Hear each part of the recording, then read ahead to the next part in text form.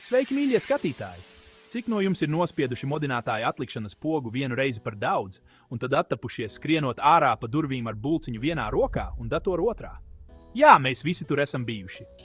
Vai esat gatavi mainīt savus rītus? Sekojiet man līdzi! Labi, draugi, ķersimies pie šīs dzīvi mainošās rīta rutīnas.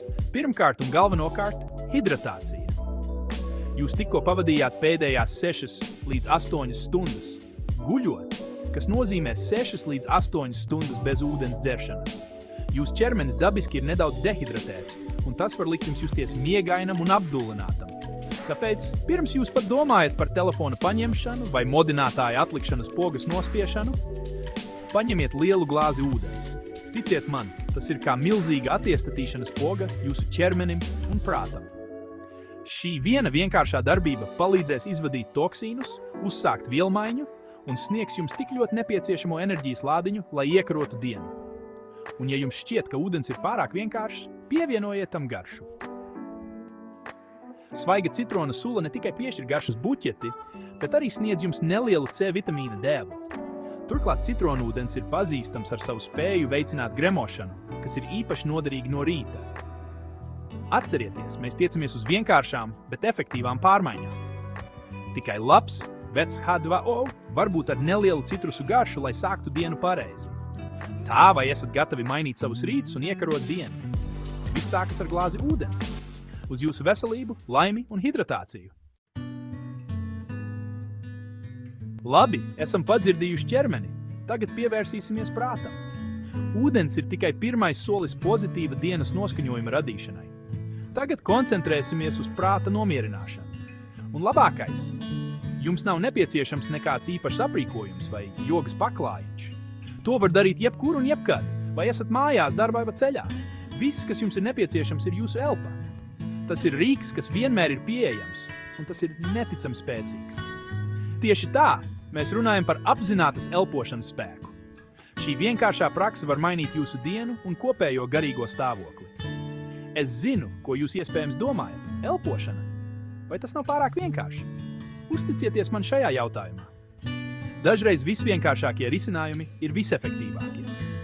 Apzināta elpošana, pat tikai 5 minūtes, var būtiski ietekmēt jūsu stresa līmeni un vispārējo labsajūtu.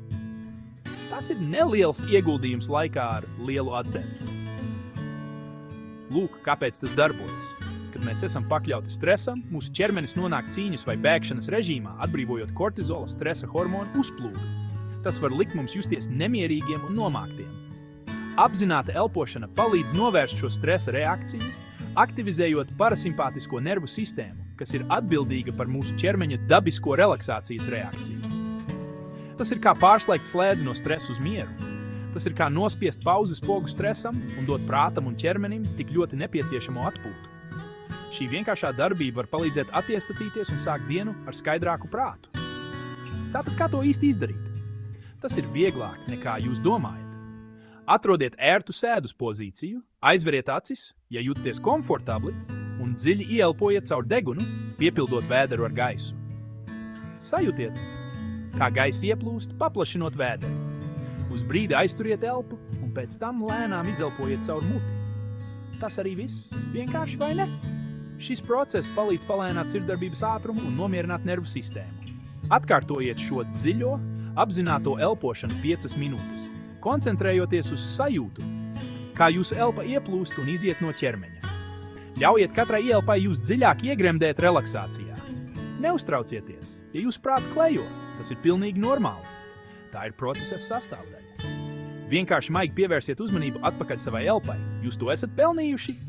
Šī praksa ir dāvana sev, miera brīdis aizņemtā pasaulē. Labi, draugi, esam padzērušies, paelpojuši, un tagad ir pienācis laiks izkustēties. Šis ir brīdis, kad atbrīvoties no miegainības un ar sparu sagaidīt jauno dienu. Es zinu, doma par vingrošanu jau no paša rīta var nešķēties īpaši pievilcīga, it īpaši, ja neesat rīta cilvēks. Gulta šķiet tik omulīga, un doma par kustēšanos var šķēties biedējoša. Bet ticiet man, pat 10 minūšu kustība var radīt milzīgu atšķirību jūsu enerģijas līmenī, koncentrēšanās spējās un kopējā noskaņojumā. Tas ir kā pārslēgt slēdzi, kas ieslēdz jūsu iekšējo spēku. Mēs šeit nerunājam par intensīvu heat treniņu. Padomājiet par maigām stiepšanās kustībām, kas ir saudzīgas jūsu ķermenim un viegli izpildāmas. Ātra pastaiga pa kvartālu, sajūtot svaigu rīta gaisu sejā, vai pat vienkārši dejojot pa savu viesistabu, klausoties iecienītāko mūziku. Ļaujiet ritmam jūs vadīt un pacelt garastāvokli. Galvenais ir panākt, lai asinis cirkulētu, atbrīvotu muskuļu saspringumu vai stīvumu un dotu ķermenim iespēju pamosties un justies labi. Tas ir par pozitīva dienas sākuma radīšanu. Kad mēs kustinām ķermeni, mēs atbrīvojam endorfīnus, tās labsajūtas ķīmiskās vielas, kurām piemīt garastāvokli uzlabojoša un sāpes mazinoša iedarbība. Tā ir dabas dāvana, kas liek mums justies fantastiski. Tas ir kā iedzert tas espresso, bet bez nemiera sajūtas. Iedomājieties, ka sākat dienu ar skaidru prātu un dabiskas enerģijas uzplūdu. Turklāt kustēšanās no rīta palīdz uzlabot vielmaiņu un sadedzināt kalorijas, kas vienmēr ir bonus. Tas sagatavo jūs veselīgākai dienai. Bet vēl svarīgāk ir tas, ka tas nosaka toni aktīvākai un enerģiskākai dienai. Jūs jutīsieties motivētāki un gatavāki paveikt visu, kas jums nāk pretī. Tātad, kāda veida kustības jums vajadzētu veikt? Iespējas ir bezgalīgas un pielāgojamas jūsu vēlmēm. Tas ir pilnībā atkarīgs no jums, vai tā būtu joga, īsa skriešanas distance vai viegla stiepšanās, izvēle ir jūsu rokās. Izvēlieties kaut ko tādu, kas jums patīk un kas atbilst jūsu dzīvesveidam. Jo vairāk jums tas patiks, jo lielāka iespēja, ka jūs pie tā turēsieties. Pat vienkārši ieslēdzot iecienītāko mūziku un 10 minūtes dejojot pa virtuvi, var radīt brīnums. Tas ir jautrs un vienkāršs veids, kā izkustēties. Jūsu ķermenis un prāts jums par to pateiksies. Jūs jutīsieties atsvaidzināti, laimīgi un gatavi sākt dienu ar pozitīvu domāšanu. Labi, esam padzērušies, paelpojuši, izkustējušies, un tagad ir pienācis laiks svarīgākajai rīta rutīnas daļai – laikam sev. Tieši tā, draugi, es pilnībā atļauju jums būt nedaudz savtīgiem un veltīt kādu laiku tikai sev. Mūsu straujajā, vienmēr ieslēgtajā pasaulē ir viegli pazust steigā un aizmirst parūpēties par savu labsajūtu. Bet lieta tāda, ka, kad mēs rūpējamies par sevi, mēs kļūstam par labākām sevis versijām visās dzīves jomās. Tātad, kā pavadīt šo vērtīgo laiku sev? Atkal jau tas ir pilnībā atkarīgs no jums. Galvenais ir izvēlēties aktivitātes, kas jūs iepriecina un sniedz prieku.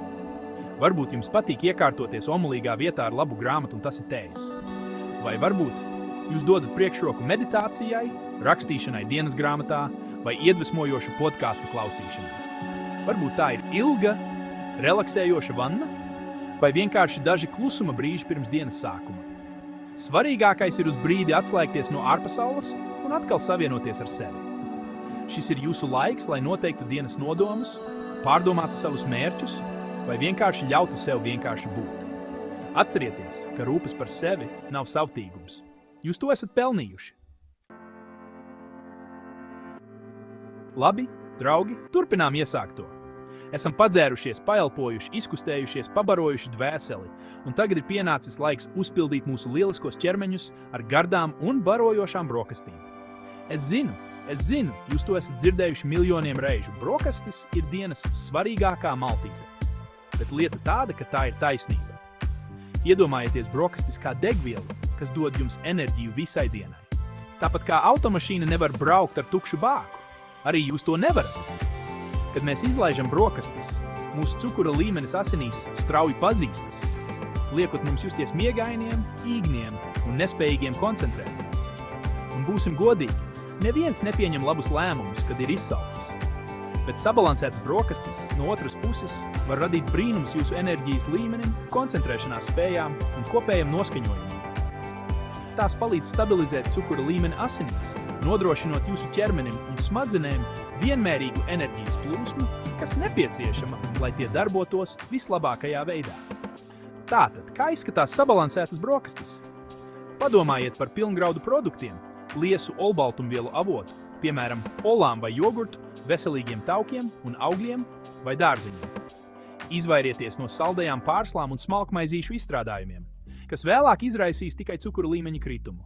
Izpaudiet radošumu virtuvē un atrodiet to, kas jums vislabāk der. Atcerieties, brokastis ir dāvana, ko jūs pasniedzat sev. Labi, draugi, esam gandrīz pie finiša.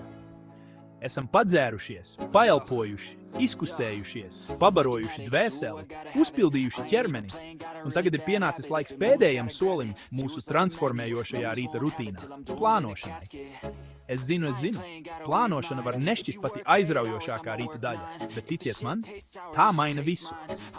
Dažu minūšu veltīšana dienas plānošanai var ievērojami samazināt stresu un nemieru, palielināt produktivitāti un palīdzēt justies labāk kontrolējošam savu laiku. Tas ir kā personīgais ceļvedis, kas jūs vada cauri dienai. Kad mums nav plāna, ir viegli justies nomāktam par visu, kas jāpaveic. Uzdevumu krājas, un mēs galu galā jūtamies kā slīkstoši atbildībā. Mēs galu galā reaģējam uz visu, kas mums nāk pretī, nevis proaktīvi plānojam savu dienu. Šis reaģēšanas režīms var izraisīt paaugstinātu stresu un kontroles zaudēšanas sajūtu. Bet, kad mēs veltam laiku plānošanai, pat ja tas ir tikai dažas minūtes, mēs izveidojam savas dienas ceļkarti. Šī ceļkarte palīdz mums orientēties savos uzdevumos ar skaidrību un mērķi. Mēs nosakām savas prioritātes, izvirzām reālus mērķus un sadalām lielākus uzdevumus mazākos, vieglāk paveicamos soļos. Šis process ne tikai padara mūsu mērķus šķietami sasniedzamākus, bet arī sniedz skaidru ceļu, kam sekot. Tātad, kā īsti plānot savu dienu? Tas ir vienkāršāk, nekā jūs domājat. Tas ir vienkārši. Paņemiet piezīmju grāmatiņu, plānotāju vai pat vienkārši papīra lapu un pierakstiet 3 svarīgākās lietas, ko vēlaties paveikt tajā dienā. Tām vajadzētu būt jūsu galvenajam fokusam, uzdevumiem, kas radīs vislielāko ietekmi. Tie ir jūsu neapspriežamie punkti, uzdevumi, kas ir vissvarīgākie, lai jūs pietuvinātu jūsu mērķu sasniegšanai. Koncentrējoties uz tiem, jūs nodrošināsiet, ka vienmēr virzāties uz priekšu. Kad esat noteikuši savus 3 svarīgākos uzdevumus, sadaliet tos mazākos, konkrētākos soļos. Tas padara katru uzdevumu vieglāk paveicamu un mazāk biedējošu. Sadalot lielākus uzdevumus mazākos soļos, mēs tos padarām mazāk biedējošus un vieglāk sasniedzamus. Šī pieeja palīdz mums saglabāt impulsu un motivāciju visas dienas garumā. Tas sniedz mums gandarījumu sajūtu un uztur mūs motivētus. Šo mazo uzvaru svinēšana var vairot mūsu pārliecību un mudināt mūs turpināt virzīties uz priekšu. Tāpēc veltiet dažas minūtes katru rītu, lai plānotu savu dienu. Un vērojiet, kā tas pārveido jūsu produktivitāti un vispārējo labsajūtu. Un lūk, vienkārša rutīna, kas var pilnībā mainīt jūsu ikdienas dzīvi. Sāciet jau rīt no rīta, un jūs redzēsiet atšķirību. Ja vēlaties uzzināt vairāk padomu mierīgākai un produktīvākai dzīvei, abonējiet kanālu un kopīgojiet šo video ar draugiem. Kopā mēs varam izveidot mierīgāku un produktīvāku sabiedrību.